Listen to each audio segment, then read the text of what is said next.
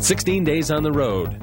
No time to stop and rest. Every second counts, every point matters. If the speed of the race doesn't get you, maybe the hills of Wisconsin will. Is this any way to spend your summer? You bet it is. It's the 1993 Fresca International Cycling Classic. Hello again, everyone. I'm Jamie Smith. And with me providing expert race commentary for the Fresca International Cycling Classic is Eddie VanGuyse. Today is the final day of racing for riders from around the world. And Eddie, we've seen some incredible racing. This has been the greatest action ever in the 24-year history of the Fresca Classic. The speeds have been amazing. Riders have commented that when they look at their computers, oftentimes they're seeing speeds of 37, 38 miles an hour. These pros are showing that they are the best day in, day out when you talk about a combination of criterium and road racing. And some of the big guns, well, Roberto Gaggioli, the defending champion from Italy, and the Coors Light team is here. His teammate, the great young American national champion Jonas Carney. We've got a couple of guys from Subaru Montgomery, the German Thomas Fleischer, and the Flying Dutchman Wybren Veenstra. Scotty Fortner from Saturn has been having a good series, and what a treat, Jamie. For the first time in 24 years in this series, we've got a champion from Russia. Dmitry Nalubin won a stage. He, of course, is the great world champion and former Olympic gold medalist. And some other names to introduce to you as well. It's a grueling schedule of 19 races in 17 days. Riders accumulate points based on their top standings. Quite simply, the rider with the most points at the end of it all is a series winner. Yeah, and coming into this final stage here in Madison around the beautiful Capitol building, one of four riders has a chance to win the coveted prize, the Fresca Yellow Leaders jersey. It all began in Milwaukee on July 9th. Let's take a look. The Performing Arts Center provided the backdrop to opening day as riders from 22 countries try to become the first overall leader in the Fresca International Cycling Classic. And this man, 1992 champion Roberto Gaggioli, was out to defend his title. Breakaway attempts came fast and often as riders tried to eliminate their competition early. It was this five-man breakaway, including defending champion Gaggioli, Bud Dry's Tim Swift, U.S. national team's Dirk Copeland, Turin's Chris Voskevich, and Miller Lite's Thurlow Rogers, that finally succeeded and rode away to lap the field. Not content with doing it just once, Gaggioli did it again, taking 12 more riders with him, including Turin's Chris Voskevich, who admits it gets a little confusing for spectators at times. Everyone knows where everyone is, and especially in a sprint when it all came together. It looks pretty chaotic out there in the field, but to the riders, it's almost like a chess game. I mean, everyone knows where everyone is. And it's a lot harder when we're coming by at 30 miles an hour for the spectators to pick us up, but it's not that hard in the field. If you want to win, you have to keep track of your competition. The final sprint belonged to Coors Light Gaggioli, and with it, the Fresca Yellow Race Leaders jersey, with Voskevich rolling across in second, and Fresca U.S. national team rider Dirk Copeland in third. So Roberto Gaggioli was happy in yellow, heading into the Miller Lite Bastille Day criterium.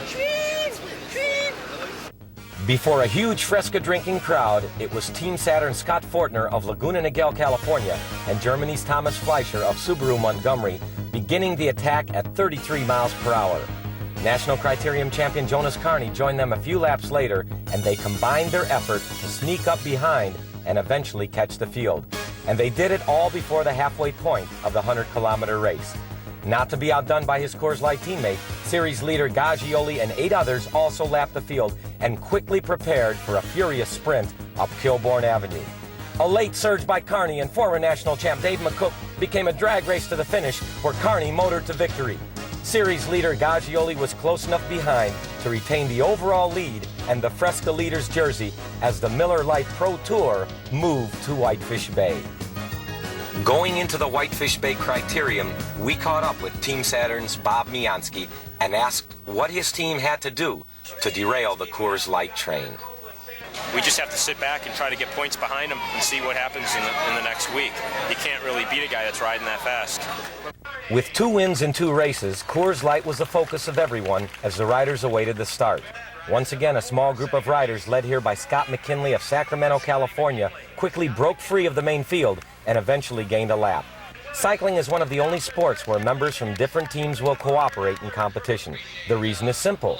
Riding in a pack of 200 riders, your odds of winning are 1 in 200. But break away with 5 others, and your odds have instantly improved to 1 in 6 chance, as Team Saturn's Tommy Matush was hoping at Whitefish Bay. He had the help of his teammates at the front of the field in the yellow helmets, disrupting any chase efforts while he rode away with Chris Creed, Coors Light's McKinley, and Kearney and Subaru Montgomery's Paul Willerton. All together again, the 5 riders and the lap field raced against Mother Nature to complete the race before the skies opened up. Another drag race saw another Coors Light victory, this one by Scott McKinley, as the train rolled on to Manitowoc for the first National Bank Maritime Bay Classic. Riders ready.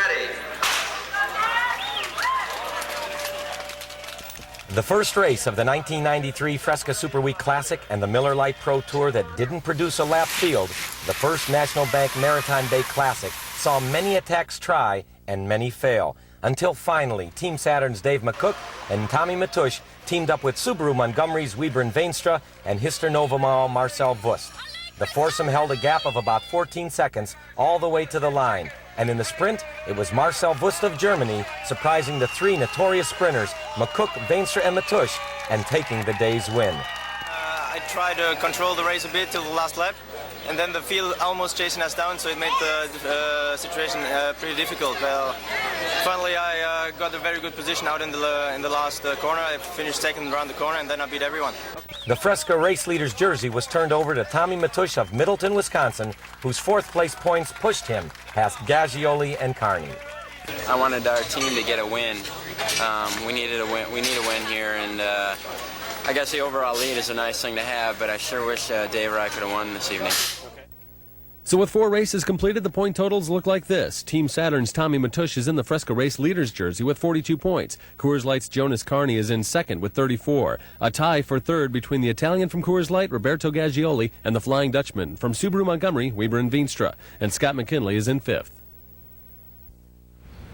Those first 4 races, however, were criteriums: short, flat, and very fast. So the strong road riders who excel in the hills weren't so concerned with the overall standings just yet, because they knew that in the next few days, the Fresca would turn to those long, hilly road races.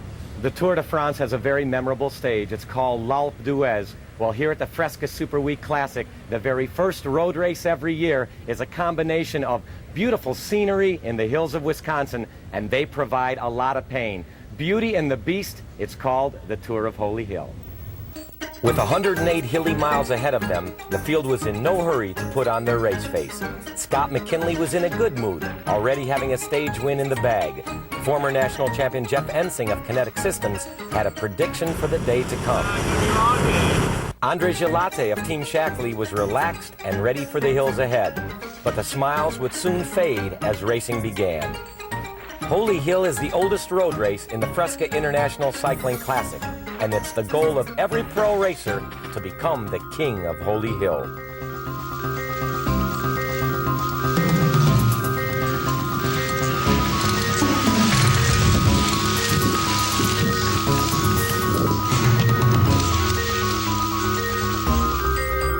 What appeared to be the final breakaway was eventually caught from behind on the last lap, setting up this duo's attack on the wall just 5 miles from the finish.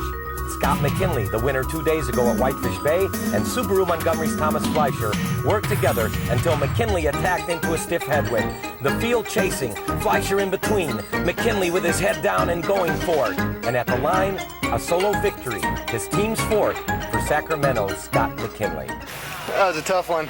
Why's that? Jeez, I was out there all day. I wanted to win so bad, though.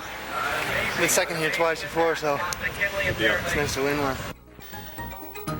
The yellow Fresca International Cycling Classic race leader's jersey goes back to Roberto Gaggioli, as the top 5 looks like this. Gaggioli and McKinley sit atop the field. Matusch drops to 3rd overall, followed by Jonas Kearney and Marcel Wust. We'll be right back.